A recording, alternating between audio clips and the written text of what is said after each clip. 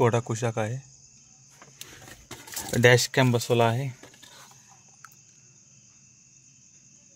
Next डिजिट्रॉन S2 with GPS आहे. 2K resolution आहे, पाहू शकता तुम्ही. व्हॉइस कंट्रोल वगैरे सगळं आहे.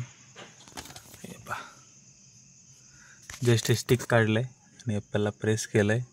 हे माउंट, ही जी वायर आहे केबल, ही इथून अशी मागून नेऊन आत्ता तात्पुरती अशी ठेवली आहे. नंतर याला इथं क्लिप लावता येईल.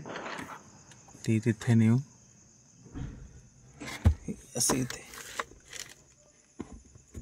अटॅच केलं आहे USB ला 12 वोल्ट अडॅप्टरमध्ये. सो याचा एकदा जे स्क्रीन आहे जी आत्ता मी ऑफ केली आहे,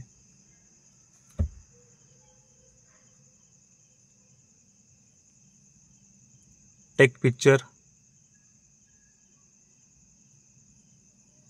व्हॉइस कंट्रोलवर ॲक्ट होतं. सो याचा एकदा रिव्ह्यू पाहूयात कसा आहे काय. लवकरच कळेल, सांगेल मी. एक्सपिरियन्स फर्स्ट टाइम यूज करतो आहे.